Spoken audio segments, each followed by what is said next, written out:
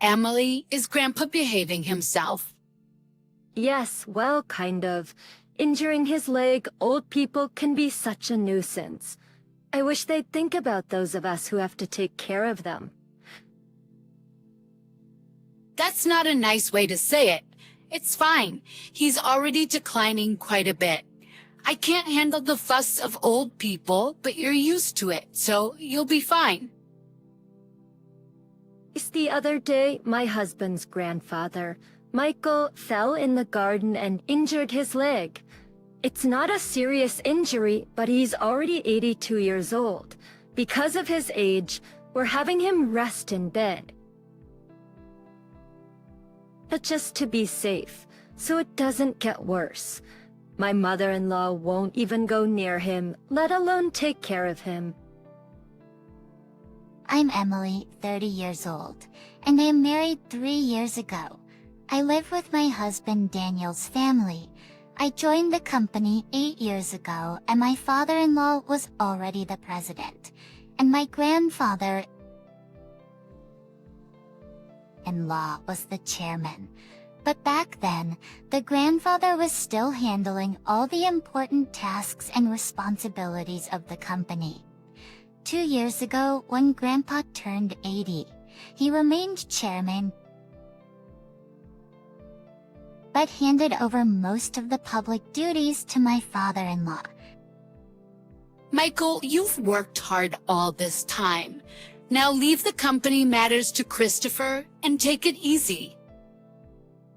Grandfather-in-law is a bit stubborn, but a fair and kind person with a good reputation. In contrast, my father-in-law seems somewhat immature, never expressing his opinions clearly, and unreliable. He always does whatever my mother-in-law says. My grandmother-in-law has already passed away, and I never met her. My husband and I started dating when we worked together on the same product planning team 3 years after I joined the company. My husband, who was energetically leading the team, seemed reliable, to me though a bit self-righteous. Maybe I felt that way because I lost my father early and grew up with just my mother. My mother also passed away from illness 2 years ago, and now I have a family other than my in-laws. Shortly after I got married, my mother fell ill and needed care, so I quit my job to take care of her. The fact that my husband's family didn't object was probably due to a single comment from Grandpa. Activities. It's only natural to take care of the mother who raised you alone. Don't worry and take good care of her. Thanks to that, I was able to be by my mother's side every day for a year without financial worries until she passed away. Thanks to that, I was able to be by my mother's side every day for a year without financial worries until she passed away. My mother-in-law seemed a bit dissatisfied, but I was truly grateful. However, since Grandpa handed over the company to my father-in-law, everyone's attitudes towards him have gradually changed. They no longer listen to his opinions as much, and I can't shake the feeling that they're trying to push him out. But Grandpa doesn't seem to notice. He's still working hard every day, even though he's already 80 years old. I'm worried that he might overexert himself. Feeling that they're treating him carelessly. At first I thought it was just my imagination, but watching my mother-in-law and husband's behavior, I can't help but feel that way. My father-in-law's attitude is non-committal, but it feels like he's ignoring Grandpa, as if he's no longer needed since he's practically retired. Watching my in-laws' behavior, I feel somewhat angry. Hey, Don't you think your attitude, Patricia, and yours too, is a bit cold towards Grandpa? Oh, what's the big deal? Grandpa tries to talk to you, and you barely respond. You don't even try to help him. Like I have time to do with old people, you can take care of Grandpa, you're the one with free time. You don't have to talk like that. Wyatt, I'm tired from work, don't nag me about unnecessary things. So this is how it goes. No matter what I say, they won't listen to me. My grandfather-in-law doesn't say anything to his family about this. Now I'm the only one who talks to my grandfather-in-law at home. Grandpa, the weather is nice today. Shall we go for a little walk outside? Your leg seems to be healing well, and I think it will be good rehabilitation. Thank you. Guess let's go out for a bit then.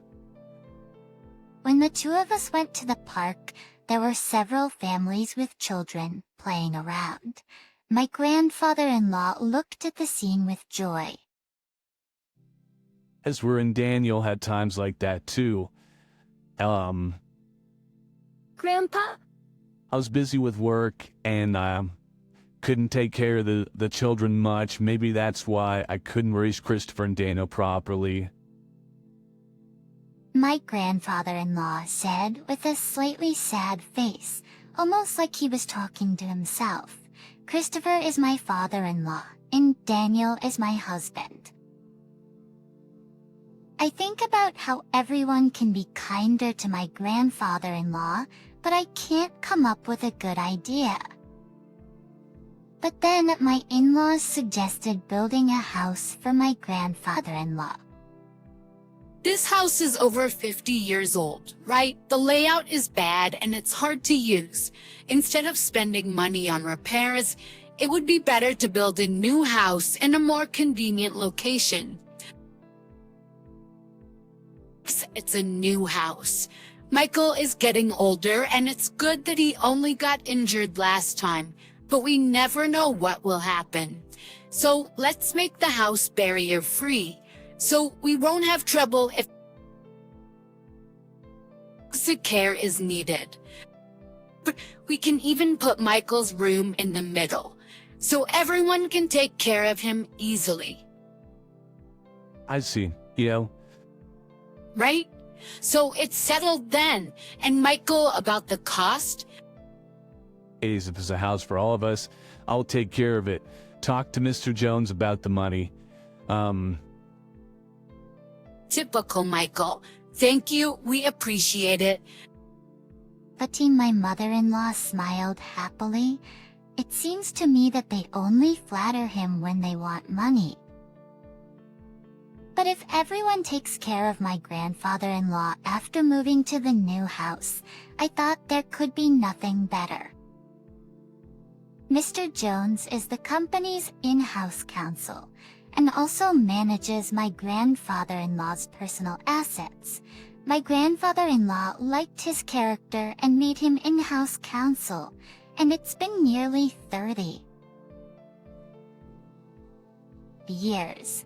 He's 58 now and the person my grandfather-in-law trusts the most. I've met him several times, and he seems to be a very honest person. He always cares about my grandfather-in-law's health, and sometimes I think he's more like a son than his real sons. Having such people around my grandfather-in-law makes me feel a little relieved. I wasn't informed about where or what kind of house was being built, but my mother-in-law seemed very cheerful, and the three of them were looking at interior design magazines and discussing various things, so it seemed to be going smoothly. The payments, then something unexpected happened. It was revealed that my grandfather-in-law had a debt of $1,820,000. Wait, what's this about $1,802,000? My grandfather-in-law had become a co-signer for a loan for a friend's company, but that company was in trouble and the debt had become my grandfather-in-law's responsibility. Wait, they're not going to take the house that's under construction, are they? Since the contract has already been completed and as Patricia said, it's in the president's name, so it's fine. Listening to that conversation, I learned for the first time that the house was in my father-in-law's name. Even though my grandfather-in-law had paid for it, putting it in my father-in-law's name seemed just like something my mother-in-law would do. I also wondered why they didn't think of giving up the house to help repay the debt. Hey, this debt is Michael's fault, and it has nothing to do with us or the company. Well, it was signed in Michael's name. Oh, good. Then there's no problem. I couldn't understand what was good about it, but since my grandfather-in-law didn't say anything during that conversation, I didn't intervene either. After all, it's not an amount I could handle. And a few days later, my grandfather-in-law's behavior began to change gradually. Grandpa, what would you like for lunch?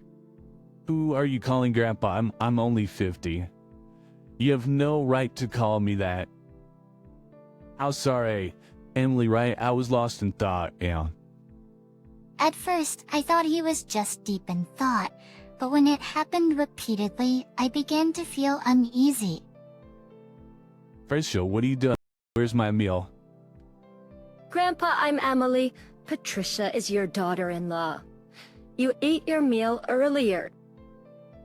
I didn't eat. You trying to starve me? I wondered if my grandfather-in-law's condition was triggered by the $1,820,000 debt. What can I do for him? I tried to take my grandfather-in-law to the hospital, but he refused to go. He might not want to admit that he might have dementia. I can't force him, but I can't do anything on my own. I consulted my husband, but he only replied that it had nothing to do with him. So I thought my father-in-law was the only option. Yeah, I heard from Patricia and Daniel. They think, it might be dementia. Can you go to the hospital with us? But it's not that bad yet, right? If we go to the hospital, others will find out. My father, having dementia. There are good medications now that can slow the progression. Well, there's no need to rush. Let's watch him. Let's watch him a little longer. Emily is here, so I'll be fine, right? I can't help but think how unreliable these people are. I can't depend on them. Grandpa, let's go to the hospital. Let's get you properly examined. Who are you? Asked the time. Where are you planning to take me? You're up to no good. I almost cry, thinking about how my once kind grandfather-in-law has become so stubborn. Even if he was the chairman, it's over for him now. But now everything, even the company, is all Christopher's. Patricia, Grandpa isn't completely unaware. He's listening to everything. He'll forget everything soon. He'll start wandering, dribbling. Just thinking about it gives me chills. He's nothing but a nuisance now. How can you say that? Grandpa has worked hard for the family all his life. My mother-in-law's words make me angry and sad. But my grandfather-in-law just smiles. See, this old man doesn't understand anything. Patricia. I'm furious at my mother-in-law's laughing in words. But soon, the new house will be ready. Things might change once we move there. But since it's a house that Grandpa built, I hoped the family would show some gratitude and be kind to him. I couldn't completely abandon that faint hope. And 2 months later, the house was finally built. But for days, I'd been forced to pack my in-laws and husband's belongings, while my father-in-law's and my things were mostly untouched. But I thought it would be fine to move the small things later, since this house wasn't going away. He says on moving day, after moving most of the things, I went to call my father-in-law. But my husband said, you and Grandpa can stay here. What? You can stay in this house? We don't need any extra baggage in the new house. See, I'm coming. Good luck with all the debt repayment and live-in care. Let's go. Sojabuli. Yeah, I'm coming. Good luck with all the debt repayment and live-in care.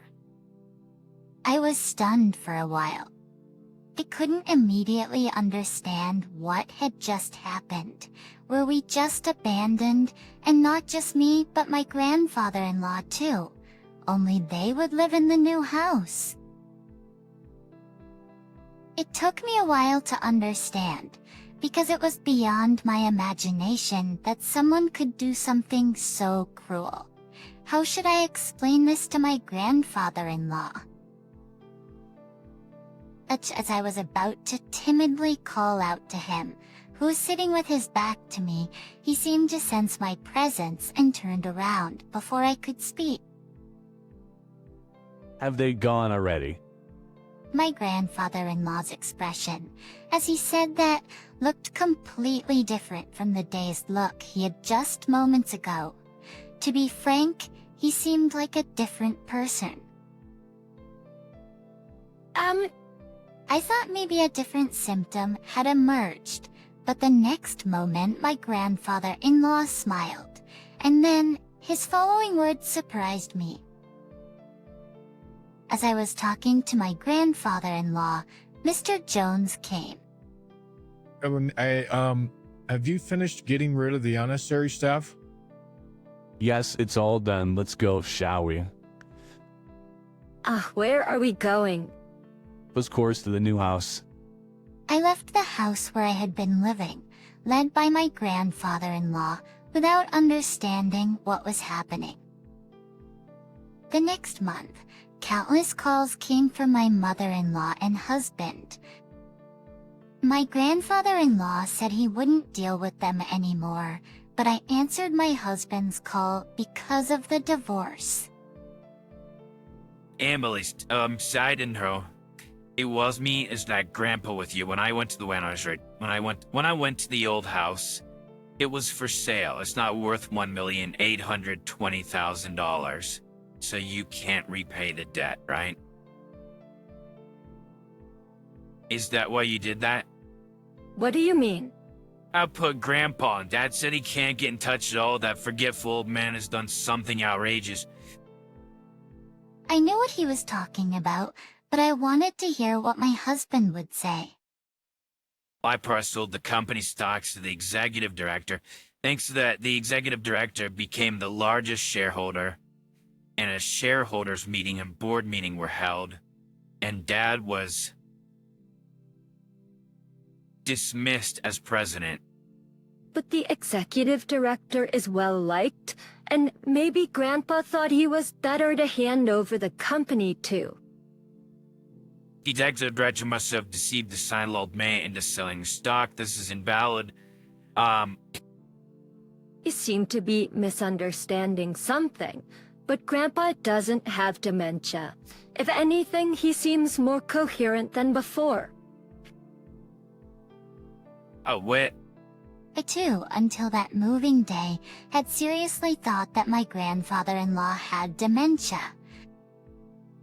It seems that my grandfather-in-law had been suspicious from the time my mother-in-law said she would build a house to live with him, so he devised a plan. He pretended to have dementia to see how my in-laws and husband would react. As expected, they showed their true colors one after another. In the end, they left my grandfather-in-law and me behind. I struggled to hold back my laughter because everything went exactly as I expected. He laughed and seemed to have been getting regular updates on the company from the executive director and Mr. Jones, so I was surprised, relieved, and a little conflicted. to deceive the enemy, you must first deceive your allies. Orphan with my grandfather-in-law gone, my father-in-law and husband did as they pleased, self-righteous, completely ignoring the opinions of the employees, constant entertaining at the company's expense. He'd handed over the company to my father-in-law, but he was worried about the future, so he took this measure. In the end, he decided he couldn't entrust it to his son and left it to the executive director. Ooh, what about the $1,802,000 debt? That's gone now. Indeed, my grandfather-in-law had been a guarantor for a friend's debt, but he also owned personal assets that exceeded that. After stepping back from the company's operations, he invested in real estate and made a considerable profit, so there was no problem at all.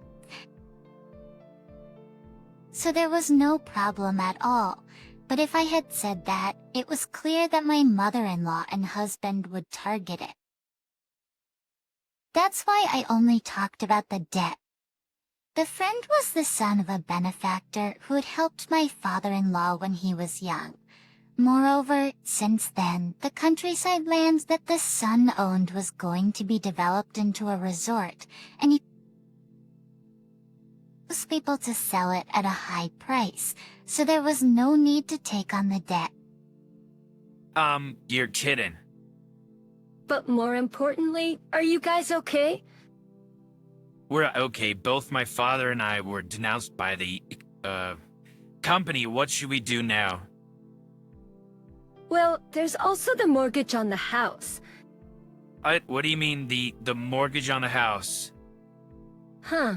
Haven't you realized it yet? The house money should have been all paid by Grandpa. Maybe you don't remember what Grandpa said at that time when my mother-in-law talked to my grandfather-in-law about the money. He had set the condition that if it's a house where everyone, including me, will live. In other words, if that wasn't the case, he wouldn't pay, even if the house was in my father-in. His name, my grandfather-in-law intended to pay if everyone was living together. That's just because you assumed Grandpa would pay and didn't look at the documents properly. It shows he really did. And have the qualities of a president. Afterward, my parents-in-law ended up losing the house they had built because they couldn't pay the mortgage. Now they live in an old apartment over 50 years old and are struggling to pay off the unpaid loan. My mother-in-law and husband have been contacting me alternately, saying we should all live together, but that's impossible now. My grandfather-in-law has retired from his chairman position, and now he has bought an old house in the countryside, and we are living together. Emily, you can go and live wherever you like freely. You don't have to worry about living expenses, so... My grandfather-in-law told me, but I chose to be with him. If I'm not in the way, please let me be with you. When I said that, my grandfather-in-law's eyes welled up with tears. Thanks to Mr. Jones, the divorce was finalized, and procedures were taken to exclude my former father-in-law and former husband from inheritance, and I became my grandfather-in-law's adopted daughter. If anything happens to my grandfather-in-law, who has become my father. I intend to take care of him until the end. Now, the two of us enjoy working in the fields together. Dad, look at this radish. It's big. Ixity, in the pouring sunlight, warm moments flow. I wish for these days to continue even one day longer.